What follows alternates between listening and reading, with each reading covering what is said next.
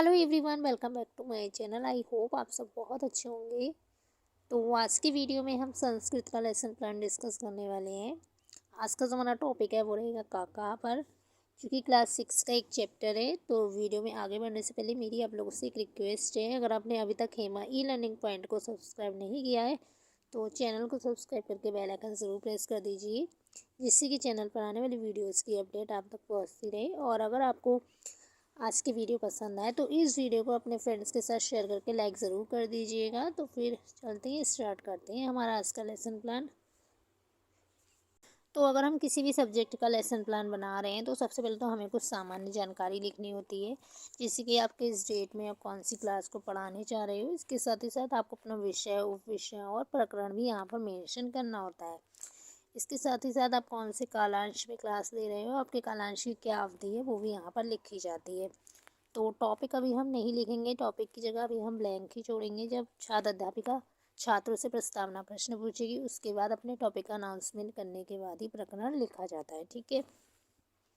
फिर इसके बाद हमारी जो नेक्स्ट हेडिंग आती है वो आती है सामान्य उद्देश्य की, मतलब सामान्य उद्देश्य यानी तो सामान्य उद्देश्य जो होते हैं वो सब्जेक्ट से रिलेटेड होते हैं, मतलब छात्रों को हमें संस्कृत विषय पढ़ाने के जो भी उद्देश्य हैं वो सारे ही उद्देश्य हम यहाँ पर लिखेंगे। सामान्य उद्देश्य लिखने के बाद नेक्स्ट पॉइंट जो आएगा वो आएगा विशिष्ट उद्देश्य यानी का अर्थ। विशिष्ट उद्देश्य का तो छात्रों को काका कविता पढ़ाने के जो भी उद्देश्य हैं वो सारे ही विशिष्ट उद्देश्य के अंतर्गत लिखे जाएंगे। तो मैंने यहाँ पर आपको 6 पॉइंट कराए हैं: ज्ञानात्मक उद्देश्य, भावात्मक उद्देश्य, कौशलात्मक उद्देश्य। तो आपको भी इसी तरीके से लिखना है। फिर इसके बाद जो नेक्स्ट पॉइंट आएगा वो आएगा सहायक उपकरणानि का, अर्थात शिक्षण सहायक सामग्री। तो जो भी टीचिंग लर्निंग मटेरियल आप क्लासरूम में यूज़ करेंगे वो सारे ही आप यहाँ पर लिखेंगे, जैसे कि श्यामपट्ट, सुधाखंड, मार्जनी, संकेतिष्टि और चित्रपत्रम इत्यादि। फिर इसके बाद नेक्स्ट हेडिंग आएगी पूर्व ज्ञानम की। तो यहाँ पर हम लिखेंगे कि छात्रा काका विषय सामान्यता जानती, अर्थात छात्र जो है वो काका के विषय में सामान्य जानकारी रखते हैं। फिर इसके बाद हम ऐसे ही किसी भी टॉपिक को स्टार्ट नहीं करते। सबसे पहले तो हमें छात्रों की प्रीवियस नॉलेज टेस्ट करनी होती है। तो प्रीवियस नॉलेज चेक करने के लिए हम उनसे कुछ प्रस्तावना प्रश्न पूछेंगे जो कि उनके पूर्व ज्ञान पर आधारित रहेंगे। तो फर्स्ट क्वेश्चन हमारा रहेगा कि आकाशे का विहरती, आकाश में कौन उड़ता है। तो छात्र यहाँ पर इजीली आंसर दे देंगे कि आकाशे खगा विहरती, आकाश में तो पक्षी उड़ते हैं। फिर इसके बाद हम खगा से अपना नेक्स्ट प्रश्न बनाएंगे कि खगड़ाम किम किम वर्णस्य भवति, पक्षी जो है वो किस किस रंग के होते हैं। तो यहाँ पर छात्र आंसर देंगे हरिता, श्वेता, कृष्णाचा, अर्थात पक्षी जो है वो हरे, सफ़ेद और काले रंग के होते हैं। फिर इसके बाद हम उनसे अपना थर्ड प्रश्न पूछेंगे जो कि कृष्ण वर्णस मतलब कृष्ण से संबंधित होगा, काले रंग से संबंधित होगा कि कृष्ण वर्णस्य पक्षिणानाम नामानी वदन्तु, काले रंग के पक्षियों के कुछ नाम बताइए। तो यहाँ पर छात्र आंसर देंगे कि पिकह, काका, चा, कौवा और कोयल। इसके बाद हम उनसे अपना समस्यात्मक प्रश्न पूछेंगे किम एवं कदापि काकस्य कविता शृणोत, क्या आपने कभी काका नाम की कविता सुनी है। तो छात्र यहाँ पर मौन हो जाएंगे, उन्हें नहीं पता होगा। तो यहाँ पर छात्र अध्यापिका अपने टॉपिक का अनाउंसमेंट करेगी, मतलब नेक्स्ट जो हेडिंग आएगी वो आएगी उद्देश्य कथनम की। अद्य वयम काका नामक कविता विषय स्वादनम करिष्यामः, अर्थात आज हम काका नाम की कविता के विषय में अध्ययन करेंगे। इसके बाद नेक्स्ट पॉइंट आता है प्रस्तुतिकरण, मतलब यहाँ से छात्र अध्यापिका जो है वो अपनी पोएम पढ़ाना स्टार्ट करेगी। तो सबसे पहले तो अगर आपने मतलब आप जो भी सहायक सामग्री आज यूज़ करने वाले हो वो आप स्टूडेंट्स को दिखा दोगे और उन्हें कविता पढ़ाना स्टार्ट करोगे। तो आज मैंने फ्लैश कार्ड्स का यूज़ किया है क्योंकि ये एक पोएम है, तो इसीलिए तो सबसे पहले तो उन्हें फ्लैश कार्ड्स दिखा दूँगी और उन्हें स्टोरी के बारे में थोड़ा हम बता देंगे, ठीक है। जैसे कि एक जो कौवा था वो बहुत प्यासा था, पानी के लिए वो इधर उधर भटक रहा था। अचानक उसकी नज़र जो है वो एक घड़े पर पड़ी। उसने पास में जाकर देखा तो घड़े में पानी बहुत कम था, उसकी जो चोंच थी वो पानी को टच नहीं कर पा रही थी।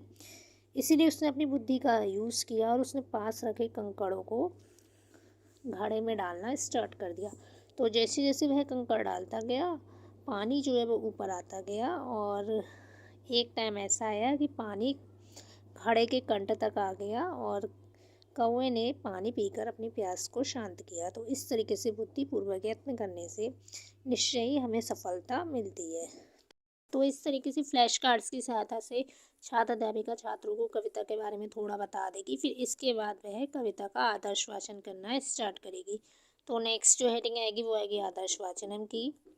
तो यहाँ पर छात्र अध्यापिका पूरी लय और गति को ध्यान में रखते हुए कविता का वाचन करेगी। छात्र अनुक्रिया यहाँ पर रहेगी कि छात्र जो है वो ध्यानपूर्वक सुनेंगे। अपेक्षित व्यवहार परिवर्तन यहाँ पर रहेगा कि छात्र नवीन शब्दों से परिचित हो पाएंगे। और विधि जो हमारी यहाँ पर यूज़ हुई है वो है कथन विधि। इसके बाद नेक्स्ट पॉइंट आएगा अनुकरण वाचनम का, अर्थात यहाँ पर छात्र अध्यापिका छात्रों को अनुवाचन करने का आदेश देगी। और छात्र अनुक्रिया रहेगी कि छात्र जो है वो पाठ का अनुवाचन करेंगे। और यहाँ पर हमारी जो विधि यूज़ हुई है वो है वाचन विधि। अनुकरण वाचनम के बाद हमारी जो नेक्स्ट हेडिंग आएगी वो आएगी काठिन्य निवारणम, अर्थात कठिन शब्दों का निवारण। तो कविता का वाचन करते समय जो भी कठिन शब्द आएंगे छात्र अध्यापिका उनके अर्थ छात्रों को एक्सप्लेन करती चलेगी। आप चाहें तो बोर्ड पर लिखकर या फिर ओरली भी उन्हें शब्दार्थ बता सकते हो। इसके बाद नेक्स्ट जो पॉइंट आएगा वो आएगा हिंदी अनुवाद कथनम का। तो यहाँ पर छात्र अध्यापिका पुनः एक एक पद्यांश का वाचन करेगी और वाचन करने के पश्चात वह उसका अनुवाद छात्रों को बताएगी। और छात्र अनुक्रिया यहाँ पर आएगी कि छात्र जो है वो ध्यानपूर्वक सुनेंगे और अर्थ ग्रहण करेंगे। फिर इसके बाद अब उसने जिस पद्यांश का वाचन किया है उसमें से वह कुछ सौंदर्यात्मक अनुभूति प्रश्न उनसे पूछेगी जिसके छात्र उत्तर देंगे। और यहाँ पर जो हमारी विधि यूज हुई है वो है प्रश्नोत्तर विधि। तो प्रथम पद्यांश की व्याख्या करने के पश्चात अब छात्र अध्यापिका द्वितीय पद्यांश का वाचन करके उसका हिंदी अनुवाद छात्रों को बताएगी। और छात्र अनुक्रिया यहाँ पर रहेगी कि छात्र जो है वो ध्यानपूर्वक सुनेंगे और अर्थ ग्रहण करेंगे। इसके पश्चात अब उसने जो द्वितीय पद्यांश उन्हें पढ़ाया है ना उसमें से वह कुछ सौंदर्यात्मक अनुभूति प्रश्न उनसे पूछेगी। अब वह तृतीय और अंतिम पद्यांश का वाचन करके उसका अनुवाद छात्रों को बताएगी और उसमें से कुछ सौंदर्यात्मक अनुभूति प्रश्न उनसे पूछेगी। छात्र अनुक्रिया यहाँ पर रहेगी कि छात्र जो है वो उनके उत्तर देंगे। नेक्स्ट पॉइंट आएगा मौन वाचनम का। तो यहाँ पर छात्र अध्यापिका छात्रों को मौन वाचन करने का आदेश देगी। छात्र अनुक्रिया रहेगी कि छात्र जो है वो मौन वाचन करेंगे।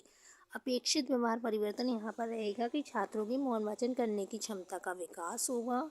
नेक्स्ट पॉइंट आएगा सस्वर वाचनम का। तो छात्र अध्यापिका कविता का पुनः सस्वर वाचन करेगी और छात्र ध्यानपूर्वक सुनेंगे। फिर इसके बाद बोध प्रश्न आएंगे तो छात्रों से बोध प्रश्न पूछे जाएंगे।